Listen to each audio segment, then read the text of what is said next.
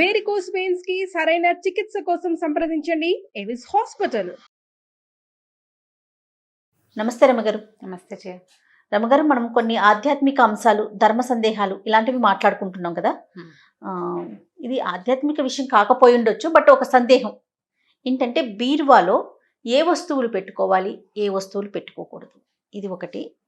చాలా వరకు నేను ఒక విషయం విన్నాను, బీరువా మీద బరువు పెట్టకూడదు అంటారు అనేది నేను విన్నా. ఇది కరెక్టేనా రమ్మగారు? జనరల్గా ఇది వాస్తులోకి వస్తుంది. వాస్తు అంటే పూర్తి వాస్తు కాదు, కానీ వాస్తు కొంచెం రిలేటెడ్గా ఉండే బీరువాలో ఏం పెట్టుకోవాలంటే సాధారణంగా డబ్బులు, బంగారం, బట్టలు, రోజువారీ బీరువా తీయకుండా ఉండే విధానం కూడా మంచిదే. ఈ బట్టలు అవి పెట్టేటప్పుడు ఏం చేస్తాం, పట్టు చీరలు, పట్టు బట్టలు, బయటకి కట్టుకెళ్ళే బట్టలు అలాంటివి పెడతాం కదా. దానికి కొంచెం లాకర్లు ఏవో ఏర్పరచుకుంటాం బీరువాలు. జనరల్గా అలా ఉంటాయి కదా, ఒక డ్రావరు, ఒక తలుపు తీసి పెట్టుకునేది, దానికి లోపల ఇంకో చిన్న సొరుగు అలాంటివి కూడా ఉంచుకుంటాం, వాల్యుబుల్స్ అవి దాచిపెట్టుకోవటానికి. అయితే బీరువాలలో ఇనప వస్తువులు పెట్టకూడదు. మనం అక్కడ దాచే వస్తువు ఏంటంటే ప్రీషియస్ విషయం కదా, ఖరీదైనది, గోప్యంగా విలువైనవి అలాంటి పెట్టేటప్పుడు ఇనప వస్తువులు ఏవి పెట్టద్దు బీరువాలో. తర్వాత ఎలక్ట్రానిక్ గూడ్స్ పెట్టద్దు, లాకర్ కీసు, ఇంటివి స్పేర్ తాళాలు, వెహికల్స్వి స్పేర్ తాళాలు అలాంటివి బీరువాలో పెట్టద్దు, పెట్టకూడదు అని చెప్తారు. సహజంగా చేసేస్తూ ఉంటాం, ఈ పని చేస్తాం. అవి జాగ్రత్తగా పెట్టుకోవటం కోసం వాటికి మనం ఏం చేయొచ్చు అంటే, మామూలు మనకి ఇంకా బీరువా కాకుండా బట్టలకి ఇంకా ర్యాకులు ఉంటే అందులో ఏదైనా చిన్న బాక్సులు ఉంచుకుని, విజిబుల్గా కనపడనివి బాక్సులు, ఆ బాక్స్లోనో ఒక పాత సూట్ కేసులోనో పెట్టుకుంటే పైన ఎక్కడైనా పెట్టుకోండి. ఇందులో పెట్టద్దు. ఎలక్ట్రానిక్ గూడ్స్ అవి ఏవి ఇందులో పెట్టద్దు. బీరువాలో మనం పెట్టుకోవాల్సినవి ఆస్తి సంబంధించిన కాగితాలు, పొలాలు, అవి ఇవి దస్తావేజులు, అప్పు మనం ఇచ్చింది కానీ పుచ్చుకున్నది కానీ ఆ దస్తావేజులు, ఆ తర్వాత ఏమో దాన్ని ఏమంటారు, బ్యాంక్ పాస్బుక్లు, చెక్ బుక్స్ అట్లాంటివి. అంటే దానివల్ల మనకి డబ్బు వచ్చేది కానీ వెళ్ళేది కానీ అయిన విషయాన్ని బీరువాలో పెట్టుకోండి. బీరువా సింపుల్గా చెప్పాలంటే బీరువా అనగానే మన తాలూకు లక్ష్మీ స్థానం, ధనస్థానం, అంతే కదా. అవునండి. ఈ బీరువా లోపల ఈ హ్యాండిల్ ఉన్నది ఇది లాగడానికి ఉంటుంది కదా, దానికి ఒక చిన్న పసుపు రాసి బొట్టు పెట్టుకుంటే ఇది ఏంటంటే ఇవన్నీ మనకి ఒక పాజిటివ్ థింగ్స్. బొట్టే పెట్టుకోవాలా, మేము బొట్టు పెట్టుకునే వాళ్ళం కాదు, మేమేం చేయాలి, ఇలాంటివి ప్రశ్నలు బోల్డ్ అని వస్తాయి. అవి పెట్టుకోగలిగిన వాళ్ళు బొట్టు పెట్టుకోండి. ఆసక్తి ఉంది, అలవాటు లేకపోయినా ఆసక్తి ఉందనుకోండి, పెట్టుకోవచ్చు. నష్టం అయితే లేదు కదా. ఎవరైనా ఒక ఇష్ట దైవంది ఒక ఫోటో లోపల అంటించి పెట్టుకోండి. సహజంగా మనం లోపల ఉన్న లాకర్కి లక్ష్మీదేవిది పెట్టుకుంటారు, లక్ష్మీదేవిది పెట్టుకుంటారు. నమ్మకం ఉన్న వాళ్ళు చిన్న వినాయకుడి విగ్రహం కూడా పెట్టుకోవచ్చు బీరువాలో. స్థిరంగా ఉంటుంది బీరువాలో ఉన్న సంపద అని. ఒకవేళ మీకు అప్పులు ఎక్కువ ఉండి అప్పు కాగితాలు కనుక బీరువాలు ఉంటే అప్పుడు వినాయకుడిని పెట్టుకోబోకండి, అవి కూడా స్థిరంగా ఉండిపోతాయి. అప్పులు ఎక్కువగా ఉంటే అప్పుల కాగితాలు బీరువాలో పెట్టకుండా సంపద వృద్ధి పొందే అవకాశం ఉన్న వాటిని షేర్స్, తర్వాత ఏమో ఎల్ఐసీలు అవి కట్టుకుంటాం, చాలా ఉన్నాయి, పాలసీలు అవి ఉంటాయి. ఆ తర్వాత ఏమో అన్ని బ్యాంక్ పేపర్లు అన్నీ కూడా బీరువాలో పెట్టుకోవచ్చు. అయితే మనం శ్రద్ధ వహించవలసిన 2 ప్రధానమైన విషయాలు ఏంటంటే, బీరువా మీద బరువులు పెట్టకూడదు అని చెప్తారు. ఇనప వస్తువు పెట్టకూడదు. అట్టపెట్టెలు పెట్టచ్చు, పాత బట్టలు అట్టపెట్టెలు పెట్టబోకండి. ఏదైనా బాక్స్ ఖాళీగా ఉంది, కార్టన్, ఆ కార్టన్ ఎత్తి బీరువా మీద పెట్టుకోవచ్చు. కానీ ఐరన్వి వేరే బల్లలు ఏమైనా, టేబుల్స్, కుర్చీలు పాడైపోయినవి, పాత పడిపోయినవి వాటిని బీరువా మీద ఎక్కించద్దు. పక్క దుప్పట్లు, బీరువా కొంచెం ఎత్తుగా ఉంది కదా అని బీరువాల మీద పెట్టద్దు.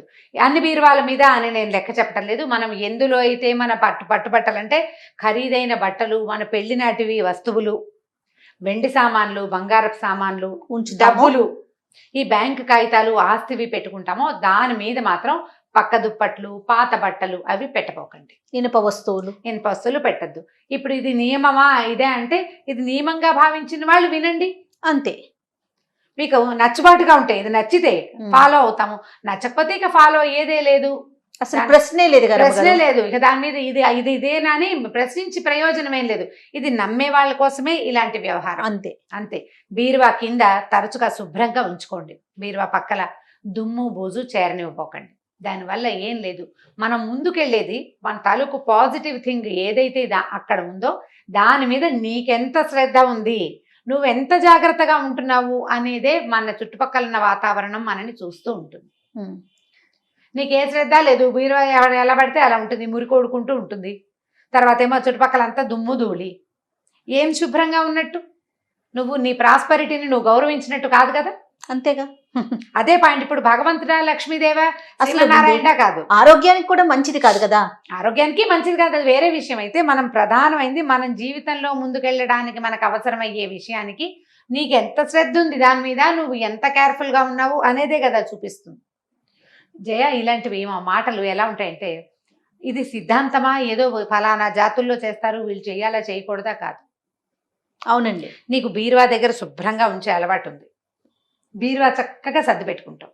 అది అక్కడ ఒక చోట ఎందుకు ఉంటుంది, అన్ని చోట్ల ఉంటుంది. నీ ఇల్లంతా శుభ్రంగా ఉంటుంది. కరెక్ట్ అండి. ఇక్కడ నువ్వు అలవర్చుకుంటే క్రమంగా ఇది స్టవ్ దగ్గరికి, అక్కడి నుంచి హాల్లోకి, ఆ తర్వాత వాకిట్లోకి అలవాటు అయిపోతాయి. మన నుంచి మన పిల్లలకి ఆటోమేటిక్గా వస్తుంది. ఎంత పాజిటివ్ పద్ధతులు కదా, వీటిని అలవర్చుకుంటే ఇందులో నష్టమేం లేదు. అవును. ఇందులో ఏదైనా మనం కొన్ని ఇది మనం చేస్తున్నాం, ఇది చేయకూడదంటే జాగ్రత్త పడండి. అది మీకు ప్లస్ అవుతుందో లేదో ఒక నెల రోజులు వాడి చూసుకోండి, ఒక నెల రోజులు ట్రై చేయండి. ఇదేమి డబ్బు పెట్టుకునేది కాదు కదా. ఏం లేదు, జస్ట్ మన అలవాటు, మన పద్ధతుల్లో చేంజ్. పాత వాచీలు, పనికిరానివి, పాత పెన్నులు పారేయలేము. పెళ్ళప్పుడు ఎవరో గిఫ్ట్ ఇస్తారు, అవి పారేయం, బీరువాలో దాచుకుంటాం. నా దగ్గర కూడా ఉంది, అందుకే నేను క్లియర్. అదే పెళ్ళప్పుడు పార్కర్ పెన్ గిఫ్ట్ ఇచ్చారు ఎవరో, అదేం పని చేయదు, పెట్టదు. దాన్ని ఎప్పుడు నేను బీరువాలో పెడుతూ ఉంటాను. ఈ ఆలోచన వచ్చిన తర్వాత తీసేసేదాన్ని నేను. తర్వాత ఇంకొక విషయం చెప్తారు అమ్మగారు, మా అమ్మమ్మ వాళ్ళు చెప్పేవారు, పీరియడ్స్ టైంలో బీరువాని ముట్టుకోకూడదు, తీయకూడదు అనేసి అంటూ ఉంటారు. మీరు విన్నారా? వినడానికంటే మేము పీరియడ్స్ పాటిస్తాం కదా, పాటించే వాళ్ళు దూరంగా ఉండే వాళ్ళకి ఇది లేదు. ఇప్పుడు పీరియడ్స్ పాటించకుండా ఇంట్లో తిరిగే వాళ్ళు, అంటే అన్ని సాధారణంగా ఇళ్లలోనే ఉండేవాళ్ళు ఏం చేస్తారు, ఊళ్ళల్లో కూడా ఇది కనపడుతుంది. దేవుడి గుడి వైపుకు వెళ్ళరు, బీరువా తీయరు, పప్పులు ఉప్పులు ఆవకాయలు ఏవకాయలు వాటిని ముట్టుకోకుండా ఉండాలనుకుంటారు. మీ నమ్మకాలమ్మా అవన్నీ.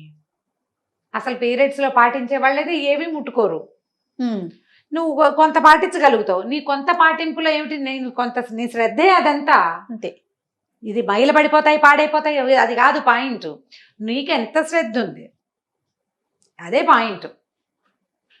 పాటిస్తారు, బీరువా ముట్టుకోరు, ఆవకాయలు గీవకాయలు పెద్ద సీసాల్లో ముట్టుకోరు. తర్వాత పప్పులు ఉప్పుల డబ్బాలు చాలా ఉంటాయి, అవి తీయరు. ప్రత్యేకించి కూర్చునే అవకాశం లేనప్పుడు మనకి కుదిరినంతలో బీరువా కూడా తీయరు. ఎందుకంటే జనరల్ గా లక్ష్మీదేవి లక్ష్మీదేవి అనే దేవుడి సామాన్లు ఉంటాయి, నీ వెండి సామాన్లు ఉంటాయి, బంగారం ఉంటుంది, పట్టుబట్టలు అవి ఉంటాయి, గుళ్ళల్లో కట్టుకెళ్తాం ఆ చీరలు, అలా అనిపిస్తుంది కదా. అలాంటప్పుడు మీరు ముట్టుకోకుండా ఉంటే సరిపోతుంది. ఒకవేళ అనుమానంగా ఉంటే కాస్త పసుపు నీళ్లు చల్లుకుంటే సరిపోతుంది. ఇది వీటిలలో నేను చెప్పిన దాంట్లో ఏవైనా కొన్ని ప్లస్లు మైనస్లు ఉంటే ఒకసారి పాటించి చూడండి. అంతే. ట్రై చేయటం వల్ల మనకు చెడేదేం లేదు, మనకు చెడిపోయేదేం లేదు. ఎలక్ట్రానిక్ గుడ్స్ అవి బీరువాలో పెట్టకుండా ఇంకొక రేఖ ఏర్పరచుకోండి వాటి కోసం. బాగుంటుంది కదా ప్లాన్. ఎలక్ట్రానిక్ గుడ్స్ అన్ని ఒక చోట ఉంటాయి చక్కగా. లాకర్ కీసు గీకర్ కీసు ఉంటే అవన్నిటి కూడా ఒక చిన్న చిన్న చెక్క బాక్సులు లాంటివి ఏమైనా ఏర్పరచుకొని వేరే రేఖల్లో ఇంకో పక్కన గుర్తుగా పెట్టుకోండి. ఎవరాయిగా లేకుండా జ్ఞాపకంగా ఉంటాయి. వస్తువు కరెక్ట్గా దానికి ఒక ప్రత్యేకమైన ప్లేస్ ఉంటుంది. దీంట్లో ఇవి పెట్టద్దు అని ఏదో పెద్దల నాటి నుంచి వచ్చిన అలవాట్లు. మంచిది బాగుంటే వీలైతే వాడు చేస్తా, వీలు కాలేదనుకో ఇక చేసేదాన్ని. అన్నిటికీ మనకి ఆడపాడ మధ్యలో కొట్ట ఒకే బీరువా ఉందనుకోండి, అది తప్పిస్తే ఇంకా మన ఇంట్లో ఏం లేదు. అప్పుడు ఇంక తప్పనిసరిగా పెట్టేసుకుంటాం. అంతే. అవకాశం ఉంటే చెయ్యండి, సాగినంత వరకు సాగించుకోవటమే. అంతే కదా. అవకాశం ఉంటే చేసుకోండి, చూడండి దీనివల్ల మనకి ఏదైనా ప్లస్ అయిందా అనేది గమనించారనుకోండి. ఇది ప్లస్ అని మీకు అర్థమైతే ఆటోమేటిక్గా మీరు దాన్ని అలవర్చుకుంటారు. అంతే. ఓకే రమ్మ గారు, ఇంకొక టాపిక్తో కలుద్దాం మళ్ళీ. నమస్తే అండి. నమస్తే జయ. ఈ వీడియో కనుక మీకు నచ్చినట్లయితే లైక్ చేయండి, షేర్ చేయండి. మరిన్ని ఇంట్రెస్టింగ్ వీడియోస్ కోసం మా ఛానల్ని సబ్స్క్రైబ్ చేసుకోండి.